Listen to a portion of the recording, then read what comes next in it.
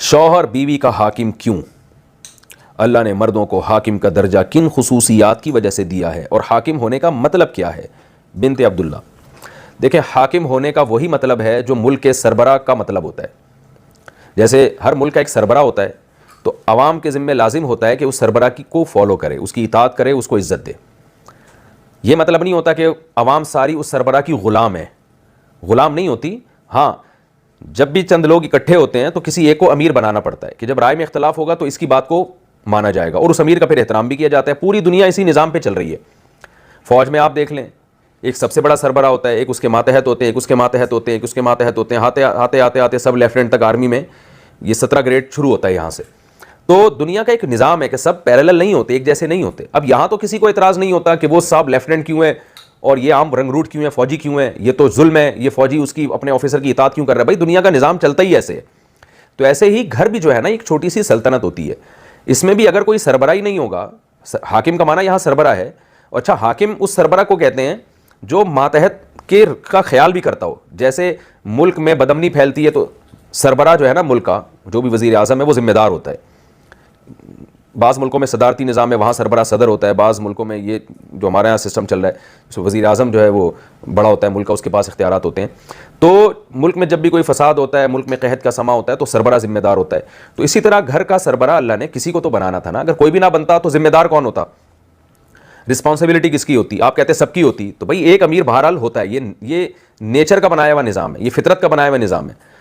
حتیٰ کہ نبی صلی اللہ علیہ وسلم اگر 2 آدمیوں کو بھی کہیں بھیجتے نا تو ایک کو امیر بناتے ہیں اس کا. تو دوسری بات یہ کہ اس سربراہ کے ذمہ ہوتا ہے ماتحتوں کی ضرورات کا خیال کرے، علاج، معالجہ، ان کی تعلیم، ان کی تربیت، ان کی خوراک، ان کا لباس، ان کی رہائش. تو جو یہ کام کرے گا، جس کے ذمہ یہ کام ہوگا، وہ سربراہ کہلائے گا. تو اب اللہ نے مرد کو کیوں بنایا؟ تو آپ سوچیں اگر اللہ عورت کو بنا دیتا تو آپ سوال کرتی ہیں کہ بھئی عورت کو کیوں بنایا؟ تو کسی کو تو بننا ہی تھا نا. تو مرد کو بنایا اس لیے گیا ہے، اس میں بہت ساری حکمتیں، کچھ تو قرآن نے بیان کی ہے. 2 حکمتیں قرآن نے بیان کی ہیں، انہی کو میں ہائی لائٹ کر دیتا ہوں. ایک تو یہ بما فضل اللہ بعضهم علی بعض. قرآن کہتے ہیں الرجال قوامون علی النساء، مرد عورتوں پر حاکم ہیں، نگہبان ہیں، امیر ہیں، ذمہ دار ہیں، سربراہ ہیں. کیوں؟ بما فضل اللہ بعضهم علی بعض، اس لیے کہ اللہ تعالیٰ نے بعض کو بعض پر فضیلت دی ہے. تو مرد کو اللہ نے بہت سی چیزوں میں عورت پر فضیلت دی ہے. یہ باتیں عورتیں بھی دل سے مانتی ہیں، زبان سے اگرچہ اعتراف نہیں کرتی. تو مرد کے بازوؤں میں قوت زیادہ ہے، مرد میں برداشت کی قوت زیادہ ہے، مرد کے اندر جو ہے وہ سوچنے سمجھنے کی صلاحیت زیادہ ہے. ہمارے ہاں جو لبرل لوگ ہیں وہ نہیں مانتے اس چیز کو، کہتے ہیں نہیں عورت تو ہر میدان میں آگے. میں کہتا ہوں ہر میدان میں آگے تو مشکل میدانوں میں آج بھی دنیا میں غیر مسلم کنٹریز بھی مرد کو آگے کیوں رکھتے ہیں؟ امریکہ کی آرمی میں آپ دیکھیں جو فرنٹ لائن پہ لڑنے والے لوگ ہیں وہ مرد ہیں یا عورتیں ہیں؟ سارے مرد ہیں وہ. تو کیونکہ لڑنے کے لیے دل گردہ چاہیے. تو امریکہ کو بھی پتہ ہے، لندن کو بھی پتہ ہے، جرمنی کو بھی پتہ ہے، یہ کتنے ہی دعوے کرتے رہیں کہ عورت اور مرد ایک جیسے ہیں، ان میں کوئی فرق نہیں ہے، لیکن جہاں مشکل مقام آئے گا یہ مردوں کو بھیجتے ہیں. اور آج بھی پوری دنیا میں ایسے، پارلیمنٹ میں دیکھ لیں، دنیا میں کوئی ملک ایسا نہیں جس کی پارلیمنٹ میں خواتین زیادہ ہوں. ہر پارلیمنٹ میں مرد زیادہ ہوتے ہیں، خواتین بہت کم ہوتی ہیں. تو یہ یعنی ایک حقیقت، یعنی ایک ایسی گراؤنڈ ریئلٹی پر مبنی ایک حقیقت ہے جو مشاہدے پر مبنی حقیقت ہے. اس کے خلاف کبھی کبھی کہیں ہوتا ہے. تو اس لیے اللہ تعالیٰ نے مرد کی نیچر کی رعایت کی ہے کہ اگر عورت کو سربراہ بنا دیا جائے گا نا، مرد اس کو تسلیم نہیں کرے گا. دیکھیں آپ کبھی بھی امیر دیکھیں، میں ایک مثال دیتا ہوں. آرمی میں کمیشن آفیسر جن کو بھرتی کیا جاتا ہے نا، ان کی ہائٹ دیکھی جاتی ہے، ان کی پرسنالٹی دیکھی جاتی ہے. وجہ کیا ہے؟ وہ کہتے ہیں بھائی آفیسر دیکھنے میں بھی آفیسر لگتا ہو، کیونکہ پھر ماتحت اس کی اطاعت کرتے ہیں. اب جو ماتحت ہے وہ جناب 6 فٹ کا ہو، بہت ذہین ہو، بہت مینٹل لیول بہت اونچا ہو، اور آفیسر وہ جناب کوئی بہت ہی چھوٹے سے قد کا، بہت ہی پدا سا. تو وہ اوپر والا اس کی یہ جو اتنا پرسنالٹی والا وہ اس کی اطاعت کیسے کرے گا؟ تو اس کی ایک پرسنالٹی ہوتی ہے، اس کے پاس نالج زیادہ ہوتی ہے. تو اسی طرح مرد کو جو اللہ نے صلاحیت دے دی ہے، سب سے بڑی بات یہ کہ طاقت اور پاور اس میں زیادہ ہے. تو اگر اس کو ہم عورت کا ماتحت بنا دیں گے نا تو یہ اس مرد کی نیچر اس کو قبول نہیں کرے گی.